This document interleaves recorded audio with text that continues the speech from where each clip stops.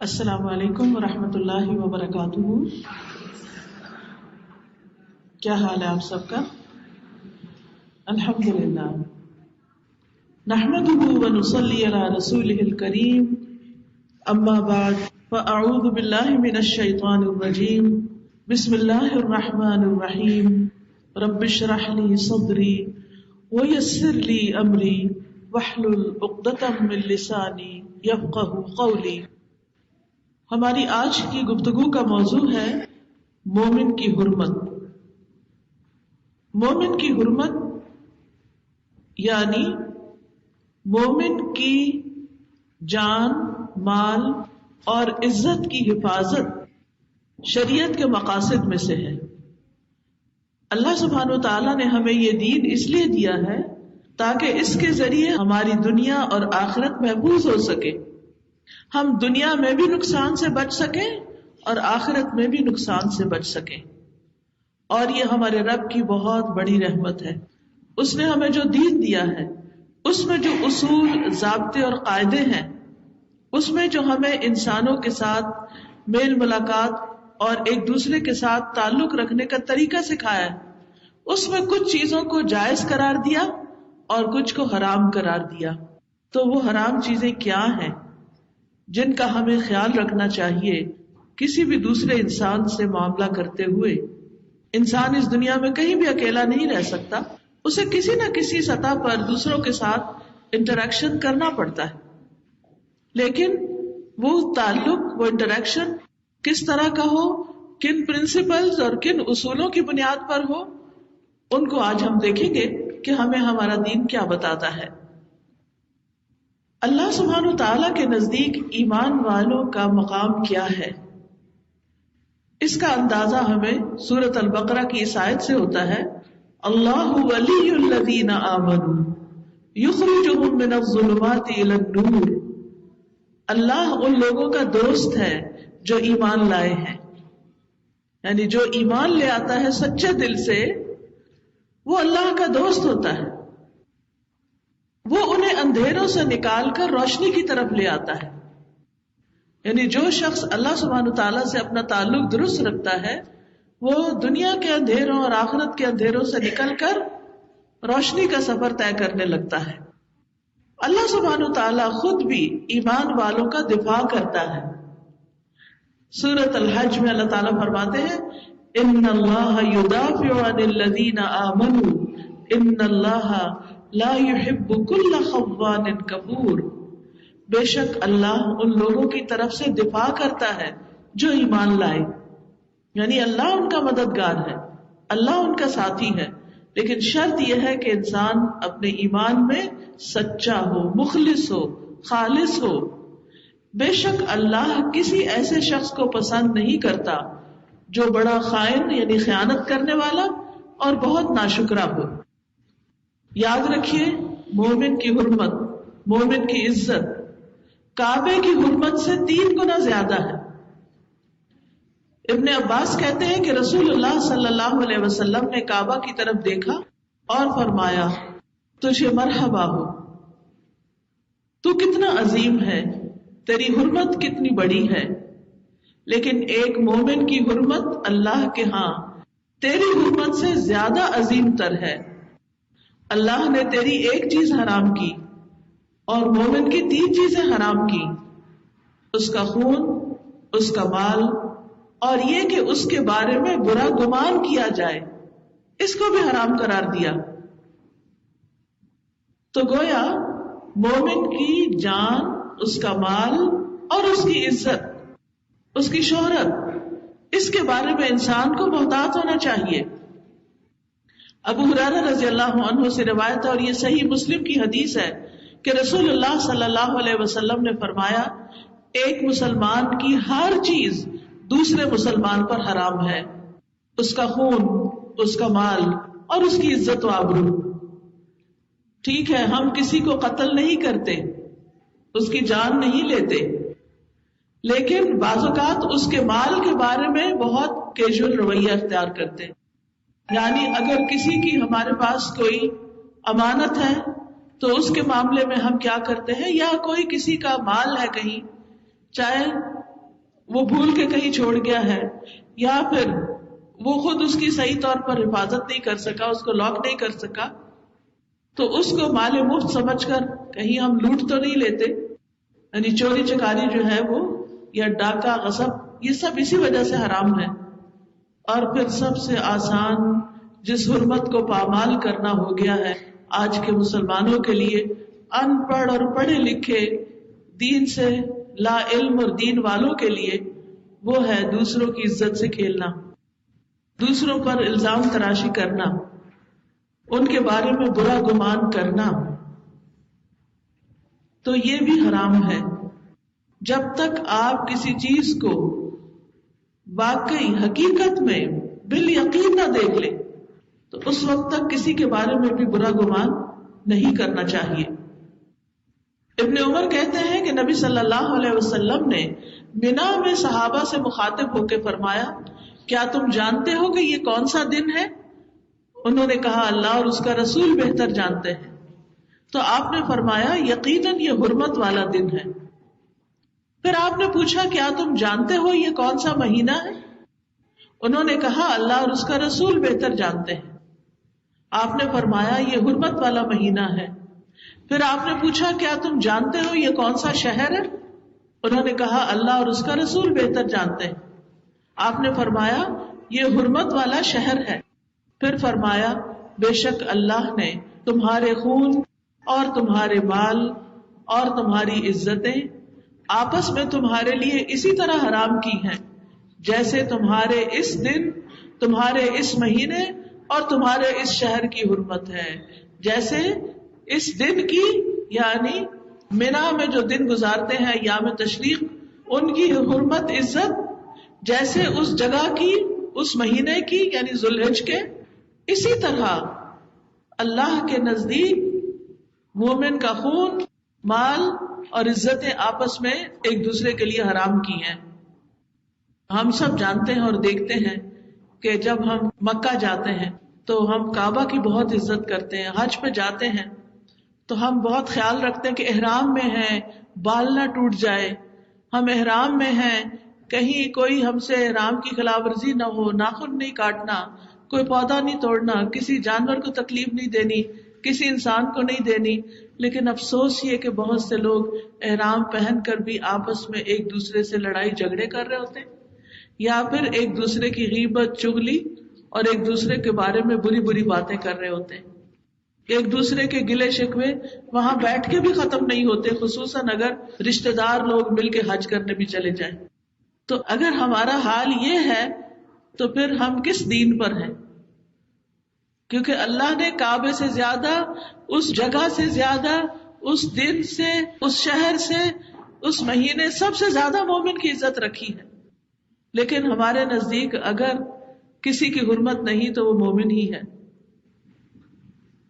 So the topic of today is the sanctity of a believer. So the protection of the life, the wealth, and the honor of a believer is of the goals of the Sharia. And Islam came to save us in the dunya and the akhirah both. And this is a huge blessing for us. So it teaches us how to interact with each other. Some interactions are halal and some interactions are haram. We cannot live alone in this world. We have to interact with others. But on which principles, on what basis do we do those interactions? The rank of a believer near Allah, we are told in the Quran in Surah Baqarah that Allah subhanahu wa ta'ala is the friend of those who have believed with a true heart. He takes them out of the darknesses, not only of the akhirah but of the dunya as well, and into the light. And in Surah Hajj we are told that Allah subhanahu wa ta'ala defends the believers. He is their helper. But you have to be sincere and true in your faith, not treacherous or ungrateful. The sanctity of a believer is 3 times that of the Kaaba. And in a hadith, this is the gist, that the Prophet ﷺ said that one thing is haram with respect to the Kaaba, but 3 of those are sacred for us with respect to a believer. Their blood, their wealth, or that you have bad suspicion about them. So their honor, their reputation is something that is sacred. Yes, we don't kill anyone, But sometimes we are very casual with the wealth of other people. So perhaps they have left something behind, or they have entrusted us with something, and we're not careful about it. We waste it, or we just take it. And this is why theft and so on are not allowed. Unfortunately, in our times, whether someone is educated or uneducated, we find that they take very lightly to play with the honor and reputation of other people. Unless you see something with your own eyes, you should not have bad suspicion or believe bad about your fellow believers. And there's a longer version of the hadith, and a short portion of it is here as we shared earlier. Abdullah ibn Abbas radiallahu anh narrates that the Prophet Muhammad sallallahu alaihi wasallam said the following during his farewell pilgrimage: "Your blood, wealth, and honor are as sacred upon each other as the sanctity of this day of yours, in this month of yours, in this city of yours." And this is narrated in Sahih al-Bukhari. So these were the days of Tashriq in Mina, and this was the month of Dhul Hijjah. When we are in Ihram, in Hajj, we are very careful. We try to be very careful about the conditions of Ihram, not to break any plants, not to cut our nails, not to have our hair break if at all possible. And yet we are not careful about what we say and what we do with respect to complaining about others, sharing our grievances, especially if we travel as a group with family. So then what deen are we on if we continue to argue and not respect that condition of our ihram? جہاں تک مومن کی جان کی حرمت کا تعلق ہے، قرآن مجید میں آتا ہے وَمَن يَقْتُلْ مُؤْمِنًا مُتَعَمِّدًا فَجَزَاؤُهُ جَهَنَّمُ خَالِدًا فِيهَا وَغَضِبَ اللَّهُ عَلَيْهِ وَلَعَنَهُ وَأَعَدَّ لَهُ عَذَابًا عَظِيمًا۔ اور جو کسی مومن کو جان بوجھ کر قتل کرے تو اس کی جزا جہنم ہے، اس میں ہمیشہ رہنے والا ہے، اور اللہ اس پر غصے ہو گیا اور اس نے اس پر لعنت کی اور اس کے لیے بہت بڑا عذاب تیار کیا ہے۔ تو اس سے کیا پتہ چلتا ہے کہ مومن کو قتل کرنا، خواہ وہ بچہ ہو، خواہ وہ بڑا ہو، خواہ وہ بوڑھا ہو، خواہ وہ عورت ہو یا مرد ہو، غلام ہو یا آزاد ہو، نیک ہو یا بد ہو، کسی کے لیے جائز نہیں کہ وہ خود سے خود کسی کی جان لے لے۔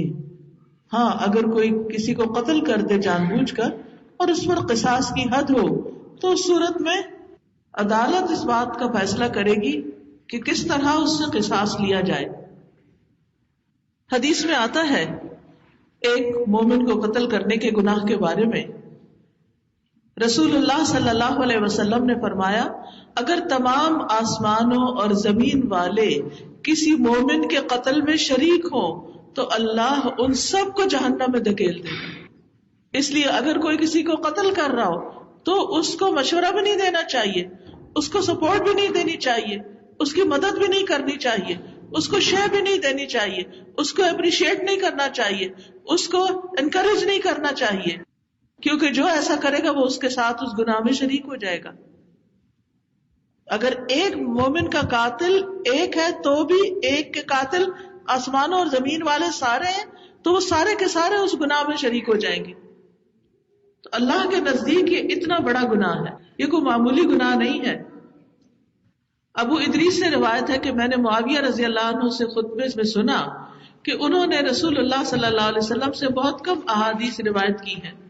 وہ فرماتے ہیں کہ میں نے رسول اللہ صلی اللہ علیہ وسلم سے سنا، آپ خطبے میں فرما رہے تھے، امید ہے کہ اللہ ہر ایک کا گناہ معاف کر دے گا سوائے اس شخص کے جو کسی مومن کو جان بوجھ کر قتل کر دے یا جو شخص کفر کی حالت میں مرے، یعنی اس کو اتنا بڑا گریو سن قرار دیا گیا۔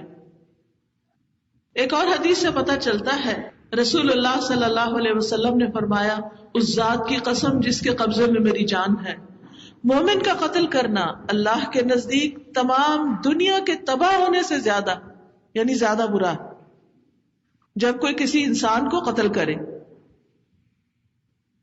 اسی طرح ایک اور حدیث سے پتہ چلتا ہے کہ لوگوں میں سب سے زیادہ مبغوض یعنی بغض جن سے اللہ تعالیٰ رکھتا ہے، نفرت کرتا ہے، وہ 3 لوگ ہیں، ایک حرم میں ظلم کرنے والا، دوسرے اسلام میں جاہلیت کا طریقہ تلاش کرنے والا، اور تیسرے کسی بھی شخص کا خون ناحق طلب کرنے والا تاکہ وہ اس کا خون بہائے، یعنی ڈھونڈ رہا ہو کسی شخص کو کہ تاکہ اس کو مار سکے. اور قیامت کے دن سب سے مفلس وہ شخص ہوگا کہ جس کے پاس بڑی نیکیاں ہیں لیکن اس نے کسی کو گالی دی ہوگی، کسی پہ الزام لگایا ہوگا، کسی کا مال کھایا ہوگا، کسی کا خون بہایا ہوگا، کسی کو مارا ہوگا. تو ان سب لوگوں کو اس آدمی کی نیکیاں دے دی جائیں گی، اور اگر اس کی نیکیاں ان کے حقوق کی ادائیگی سے پہلے ختم ہو گئی تو ان لوگوں کے گناہ اس آدمی پہ ڈال دیے جائیں گے، پھر اس آدمی کو جہنم میں لے جایا جائے گا. تو کسی کی عزت سے کھیلنا، کسی کی جان کی حرمت پامال کرنا اور کسی کا مال اڑانا کوئی معمولی گناہ نہیں ہے. قیامت کے دن اس کا بدلہ دینا ہوگا، کیونکہ انسان اللہ کے حق میں جو کمی کوتاہی کرتا ہے اللہ تعالیٰ اس کو خود معاف کر سکتا ہے، معافی مانگنے پر معاف کر دیتا ہے. لیکن جو انسان انسانوں کا حق مارتا ہو، انسانوں کے ساتھ ظلم اور زیادتی کرتا ہو، تو جب تک وہ انسان معاف نہ کرے تو مسئلہ حل نہیں ہوگا. اس لیے بہت کیئرفل ہونے کی ضرورت ہے.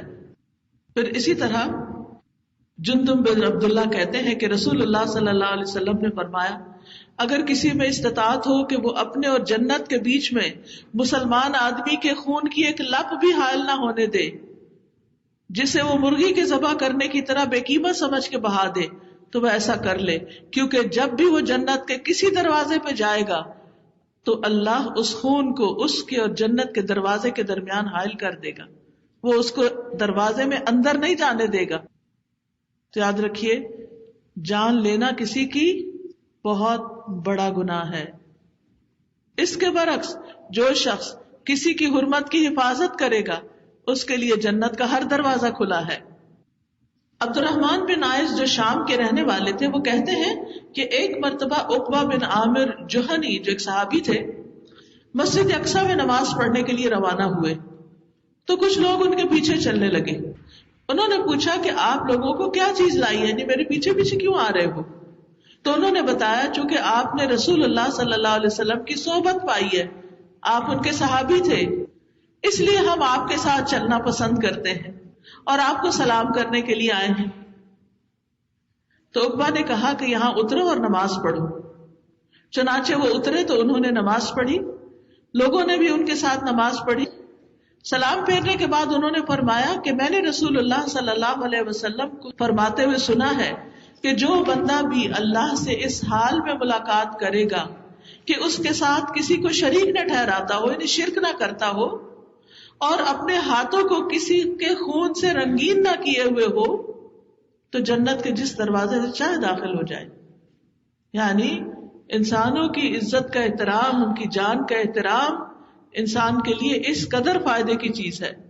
تو اس لیے بندوں سے سوچ سمجھ کے معاملہ کرنا چاہیے، ڈرتے ڈرتے معاملہ کرنا چاہیے.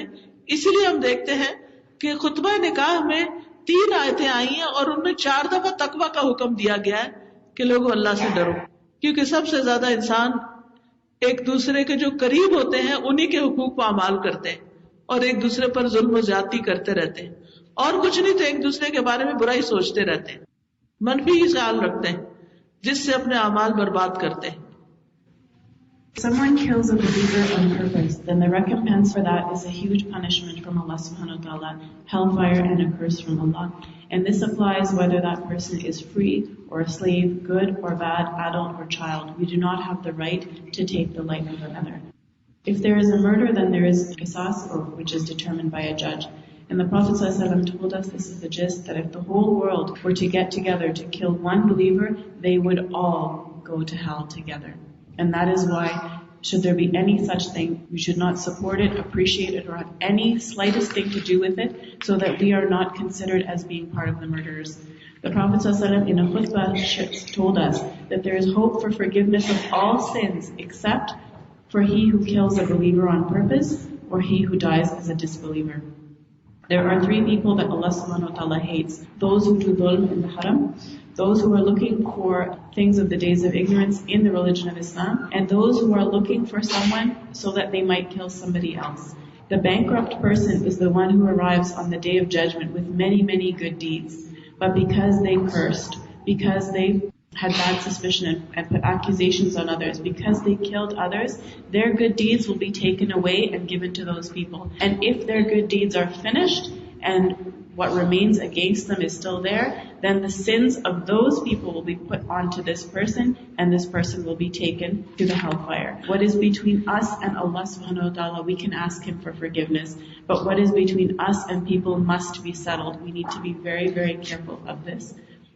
The Prophet ﷺ explained to us that if someone spills the blood of a believer, that blood will come as a barrier in front of all the doors of Jannah. They will not be able to get in. And on the other hand, if you defend the honor of a believer, then all of the doors of Jannah will be open for you. People were honoring a Sahaba due to his status of being a Sahaba. And he narrated a hadith that whoever meets Allah without having committed shirk, and whose hands are not stained with the blood of another believer, can go into Jannah from any door that they like. And this includes when we murder someone's reputation, you could say, or we attack their honor. So please, we have to be careful amongst ourselves to think before we speak, think before we act. In the khutbah of nikah, there are 4 ayat that are recited, and taqwa is mentioned 3 times, because sometimes those that we hurt the most, those that we value the least, those with whom we are the least careful, are those who are the closest to us. And if we don't say anything or do anything, we think bad thoughts about them, and this is also hurtful. دوسری چیز ہے مومن کے مال کی حرمت، یعنی دوسرے لوگوں کے مال کے ساتھ ہمارا معاملہ کیا ہونا چاہیے. جیسا کہ پیچھے ہم نے حدیث میں پڑھا، حدیث سے پتہ چلتا ہے کہ ایک مومن کا مال دوسرے کے لیے حرام ہے. ہمیں اپنے علاوہ کسی کی کوئی چیز لینے کی اجازت نہیں، نہ چوری، نہ زبردستی، نہ جبرن، نہ دھوکے اور فراڈ کے ساتھ، کسی بھی طرح جو چیز ہماری نہیں اس پر ہمارا کوئی حق نہیں، کوئی حق نہیں. جب تک کسی کی رضامندی نہ ہو، حتیٰ کہ شوہر کے لیے بھی جائز نہیں کہ وہ اپنی بیوی کا مال اس کی مرضی کے بغیر ہتھیائے، جیسے اس کا حق مہر مار جائے. ہاں اگر وہ دل کی خوشی سے دے تو اور بات ہے. فَإِن طِبْنَ لَكُمْ فَكُلُوهُ هَنِيئًا مَرِيئًا، اگر وہ خوشی سے دیتی ہیں تو پھر مزے سے کھا سکتے ہو، ورنہ نہیں. ہاں باپ کے لیے جائز ہے، ماں باپ کے لیے، کہ وہ اپنے بچے کے مال میں سے کچھ لے لے، کیونکہ ایک حدیث میں آپ صلی اللہ علیہ وسلم نے فرمایا انت ومالک لابیک، ایک بچے سے کہا کہ تم اور تمہارا مال اپنے باپ کے ہو، یعنی باپ تمہارا بھی مالک ہے اور تمہارے مال کا بھی، تو وہ لے سکتا ہے. لیکن بچے کو اجازت نہیں کہ وہ باپ کا مال اس کی مرضی کے بغیر لے، اس کی جیب سے کچھ نکالے، یا اس کے لاکر سے، یا اس کے بینک سے کسی فراڈ کے ساتھ کچھ نکال لے، اس کی اجازت نہیں. یہ حرمت میں آتا ہے. حرمت کا مطلب یہ کہ ایسا کرنا حرام ہے. رسول اللہ صلی اللہ علیہ وسلم نے فرمایا کسی شخص کے لیے اپنے کسی بھائی کا مال ناحق لینا حلال نہیں، کیونکہ اللہ نے ایک مسلمان پر دوسرے مسلمان کا مال حرام قرار دیا ہے. ابو ہریرہ سے مروی ہے کہ نبی صلی اللہ علیہ وسلم نے فرمایا مسلمان وہ ہوتا ہے جس کی زبان اور ہاتھ سے دوسرے لوگ محفوظ رہیں، اور مومن وہ ہوتا ہے جس کی طرف سے لوگوں کو اپنے خون اور اپنے مالوں کا امن ہو. تو مومن مسلم کون ہوا؟ یعنی جس سے لوگوں کی عزت، لوگوں کی جان اور مال امن میں ہے. مومن کا لفظی معنی کیا ہے؟ امن دینے والا. تو اگر ہمیں کسی سے امن ہی نہیں، ہمیں کسی پر ٹرسٹ ہی نہیں، اعتماد ہی نہیں، اور ہمیں یہی خوف خطرہ لگا رہے کہ یہ اپنی کمٹمنٹ پوری نہیں کرے گا، یہ دھوکہ دے گا، اس کو کوئی کام کہا تو اس نے کر کے نہیں دینا، یہ گنوا دے گا، ضائع کر دے گا، تو ہمیں سوچنا چاہیے کہ اگر ہمارے بارے میں دوسروں کے یہ خیالات ہوں تو ہم کس قسم کے مومن ہیں پھر، کہ دوسروں کو ہم سے امن ہی نہیں کہ وہ ہمارے پاس کوئی امانت رکھ سکیں، کوئی بات ہمیں امانت کے طور پہ بتا سکیں. تو ہم سب کو اپنے طرز عمل پر غور کرنا چاہیے. ابو ہریرہ رضی اللہ عنہ سے روایت ہے کہ رسول اللہ صلی اللہ علیہ وسلم نے فرمایا مومن مومن کے لیے آئینہ ہے اور مومن مومن کا بھائی ہے کہ اس سے اس کا نقصان کو روکتا ہے اور اس کی پیٹھ پیچھے بیٹھ کر اس کا دفاع کرتا ہے. یعنی مومن اپنے عیب دوسرے کے اندر دیکھتا ہے. آئینہ کیا ہے؟ اس کو اس کا عیب دکھاتا ہے. یعنی اگر کوئی اچھا کرتا ہے تو دیکھ کے ہمیں آتا ہے کہ او میں ایسا نہیں ہوں، مجھے اچھا ہونا چاہیے. اور اگر کوئی غلط کرتا ہے تو وہ بھی ہمارے لیے آئینہ بن جاتا ہے کہ نہیں مجھے ایسا نہیں بننا. تو مومن ہر حال میں دوسرے کا مددگار ہوتا ہے اور وہ اس سے نقصان کو روکتا ہے. یعنی اگر کسی کے اوپر کوئی ظلم اور زیادتی ہونے لگے یا کوئی اس کے خلاف پلاٹنگ کر رہا ہو تو وہ دوسروں کو روکتا ہے کہ دیکھو ایسا نہیں کرنا، یہ ظلم ہے.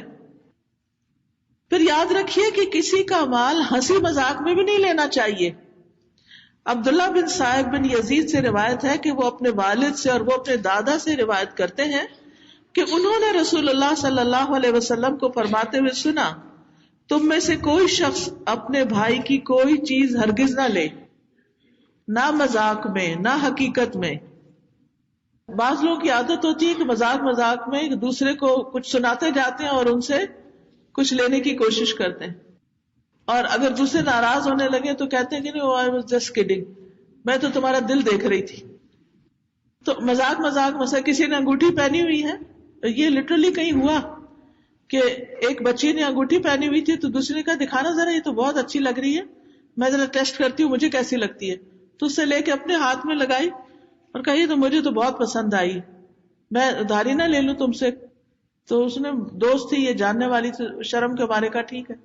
کچھ دنوں کے بعد اس نے وہ انگوٹھی بیچ دی اور کہا کہ میں نے سمجھا تھا کہ تم نے مجھے ہمیشہ کے لیے دے دی. یعنی کس دھوکے اور طریقے سے نکلوائی اور پھر کس طرح اس کو شرمندہ کر کے اس سے رکھ لی اور پھر آخر اس کو خود سے خود ہی فیصلہ کر لیا. تو اس طرح کے بھی واقعات ہوتے ہیں. عموماً دوستوں اور رشتے داروں میں ہنسی مذاق میں کسی کی چیز اٹھا کے کھا جانا، جبکہ دوسرا بیٹھا ہو سکتا ہے وہ آپ سے زیادہ بھوکا ہو اور اس نے اپنے لیے کوئی چیز بنا کے رکھی ہو. جب تک وہ آفر نہ کرے تو آپ کو کیا حق ہے کہ آپ دوسرے کی چیز کھا لیں بلا وجہ یا کسی کے بیگ سے کچھ نکال لیں. یعنی کچھ لوگ یہ بھی کرتے ہیں کہ کہتے کیا ہے دوست کا بیگ ہے نا، سمجھو اپنا ہی ہے، اور اس میں سے جو جی چاہا نکال لیا. اور اسی سے پھر یہ ہے کہ جب وہ حد ٹوٹتی ہے تو انسان دوسرے کی پرائیویسی میں انٹرفیئر کرتا ہے اور دوسروں کے اوپر ظلم و زیادتی بھی شروع کر دیتا ہے. اسی طرح دھوکہ دے کے کسی کا مال نہیں لینا چاہیے. رسول اللہ صلی اللہ علیہ وسلم نے فرمایا 3 آدمی ایسے ہیں جن سے اللہ قیامت کے دن بات نہیں کرے گا اور نہ انہیں پاک کرے گا اور ان کے لیے بہت سخت دکھ دینے والا عذاب ہوگا. ایک وہ شخص جس کے پاس راستے میں زیادہ پانی ہو اور وہ مسافر کو اس میں سے نہ پلائے. دوسرا وہ جو امام سے بیعت کرے اور اس سے مقصد صرف دنیا کمانا ہو. امام کچھ دے تو بیعت باقی رکھے، نہ دے تو اس کو توڑ دے. تیسرے وہ شخص جو کسی دوسرے کو کچھ مال و متاع عصر کے بعد بیچ رہا ہو دن کے آخری حصے میں اور قسم کھائے کہ اسے اس سامان کی اتنی اور اتنی قیمت ملتی ہے، پھر خریدنے والا اسے سچا سمجھ کر اس مال کو لے لے حالانکہ اس کی اتنی قیمت مل نہیں رہی تھی. تو کچھ لوگ دوسروں کو بائر کو دھوکہ دیتے ہیں کہ اچھا لینا تو لو ورنہ مجھے اتنے کی ملی، اور کچھ لوگ سیلر کو دھوکہ دیتے ہیں کہ مجھے فلاں دکان سے تو اتنے کی مل رہی ہے، حالانکہ ایسے نہیں ہوتا، اس کی کوئی اس میں کوئی سچائی نہیں ہوتی. تو اس قسم کی بارگیننگ جس میں دھوکہ شامل ہو جائے یہ بھی دوسرے کے مال پر زیادتی کرنا ہے اور یہ بھی دھوکہ دینا ہے اور حرمت پامال کرنا ہے. اسی طرح کسی سے کام کروا کے اس کو ویجز نہ دینا، اس کو اجرت نہ دینا. حدیث میں آتا ہے اللہ کے نزدیک سب سے بڑے گناہ یہ ہے کہ وہ آدمی جس نے ایک عورت سے شادی کی، اس سے اپنی حاجت پوری کی، پھر اسے طلاق دے دی اور مہر ہڑپ کر گیا، مہر ہی نہیں دیا. دوسرا وہ آدمی جس نے کسی کو مزدوری پہ لگایا، مثلا پلمبر ہے گھر میں بلایا یا کسی کارپینٹر سے کوئی کام کرایا اور اس کی اجرت خود ہی نکل گیا، یعنی اس کو پیمنٹ ہی نہیں کی. اسے کہا اچھا کل آنا، ابھی نہیں ہے. اوہو میرے پاس تو چینج نہیں ہے، چلو کل آ جانا. کل آئے تو نے کہا اچھا آج تو میں نے بینک سے نکلوائے نہیں ہے، کل آ جانا. اور ہر روز ایسے کرتے کرتے اس کی پیمنٹ اس کو دینا ہی نہ تک وہ تنگ آ جائے. بعض لوگ لوگوں کو کمپنیز میں ہائر کرتے ہیں، دوسرے ملک لے جاتے ہیں اور وہاں جا کر ان سے دن رات کام کراتے ہیں، اور جب پیمنٹ کی باری آتی ہے تو انکار کر دیتے ہیں. وہ بیچارے جو لاکھوں خرچ کر کے ویزوں پر دوسرے ملک میں جاتے ہیں، وہ نہ آگے کے رہتے ہیں نہ پیچھے کے. کئی لوگ ہیں جن کے بارے میں نے خود سنا ہے کہ وہ جس کمپنی میں کام کرتے ہیں انہوں نے کئی مہینے کی ان کو تنخواہ نہیں دی کہ ہمارے کاروبار بہت ماندے پڑ گئے ہیں. وہ جو بھی ہے لیکن آپ تو کام کروا رہے ہیں. تو اس قسم کی دھوکے کی ملازمت کروانا اور پھر پیمنٹ نہ کرنا یہ بہت غلط ہے. اور اس میں انسان کو ہمیشہ دوسرے کی طرف زیادہ دے دے تو وہ کر لینا چاہیے، لیکن کسی کے حق میں سے رکھنا نہیں چاہیے یہ، اور اس پہ رکھ کے خوش نہیں ہونا چاہیے کہ چلو شکر ہے وہ چلا گیا خود ہی اور مجھے پیمنٹ بھی نہیں کرنی پڑی. نہیں، جو کام آپ نے کسی سے لیا ہے، جو چیز کسی سے لی، جو فائدہ آپ نے کسی سے اٹھایا، اس کا حق اس کو دیں، ورنہ قیامت کے دن اپنے اعمال میں سے دینا پڑے گا. تو کہاں سے اتنے اعمال لائیں گے؟ تیسرا وہ آدمی جس نے کسی چوپائے کو بے فائدہ قتل کر دیا، بے وجہ ایسے جاتے جاتے کسی جانور کو مار دیا. اسی طرح قدرتی آفات آ جانے سے نقصان جو ہو وہ اس کا کسی سے بدلہ وصول نہ کیا جائے. جابر بن عبداللہ سے روایت ہے کہ رسول اللہ صلی اللہ علیہ وسلم نے فرمایا، جو شخص پھل بیچے پھر اس کو کوئی آفت آ جائے، یعنی درختوں پہ پھل بیچ دیتے ہیں نا، پھر اس میں کچھ نقصان ہو گیا، ضائع ہو گیا، وہ آندھی آ گئی یا کیڑا لگ گیا یا کچھ اور مصیبت پڑ گئی، جل گیا باغ، تو وہ اپنے بھائی سے اس کی قیمت نہ لے. اور وہ کس بنا پر اپنے مسلمان بھائی کا مال کھائے گا؟ حضرت انس کہتے ہیں کہ نبی صلی اللہ علیہ وسلم نے فرمایا، اگر اللہ درخت پر پھل نہ لگائے تو پھر تم میں سے کوئی اپنے بھائی کا مال کیسے حلال کرے گا؟ یعنی بعض اوقات لوگ نا وقت سے پہلے باغ یا درخت کچھ لے لیتے ہیں کہ یہ آپ ہمیں اتنے کے دے دیں، اور وہ اس میں جو پھل آتا ہے اس کو بیچ کر پھر کمائی کر لیتے ہیں. تو بعض اوقات ایسا ہوتا ہے کہ جب وہ درخت خرید چکتے ہیں تو اس کے بعد پھل ہی نہیں آتا، تو فرمایا کہ پھر اس نے تو کچھ حاصل ہی نہیں کیا، تو اس سے پیمنٹ نہ لی جائے اس چیز کی. The sanctity of the wealth of other believers. The wealth of one believer is haram for another. You can't take it, neither by stealing nor without permission, nor forcefully nor with trickery. And this includes that even a husband, that he cannot take his wife's wealth without her permission. So for example, the mahar, if she gives it back willingly, then it is allowed. Otherwise, you cannot take it. One exception is that the parents can take from their children. The Prophet ﷺ said to a child that you and your wealth are for your father, but the child is not entitled to the wealth of their parents. Hurmat means that doing something is haram, that it has to be respected. So for anyone to take the wealth of another is not allowed. A Muslim is one from whose hands and tongue you are safe, and a believer is one from whom your blood and wealth is safe.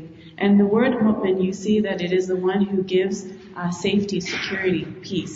So if we are not at peace with each other, if we cannot trust each other, if you give them a job or a responsibility, or if you trust them with something, whether it's wealth or a job or some secret that you have, and you actually don't have faith that they are going to maintain that trust, then how will we interact with each other with any kind of confidence?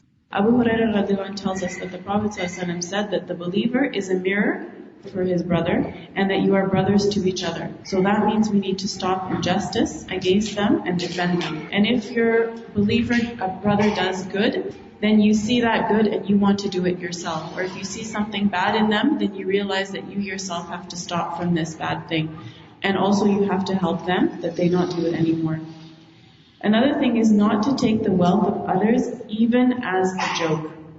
So don't take something that belongs to your brother or fellow Muslim either as a joke or in reality. For example, Ustaz was saying that there were two friends and one of them had a nice ring, and she said, your ring is lovely, may I see it? So she put it on and said, oh, this looks great on me, can I borrow it? And her friend was embarrassed to ask for it back and said okay. And a little while later this friend sold that ring and said, oh, I thought you gave it to me for real. And this was just between friends. And similarly, to eat from something which is in front of someone else, if they haven't offered it to you, if you can't just to take it off their plate and eat it, you're basically taking their wealth. Or to go through your friend's purse, well, this is my friend, her purse is like my purse. Because when we start to cross these limits physically, then it doesn't take much to cross limits generally, that you don't respect their privacy anymore either. There are 3 people with whom Allah subhanahu wa ta'ala will not speak on the Day of Judgment and will not purify them. 1, a person who has a lot of water and they're on the way and they do not give water to a traveler.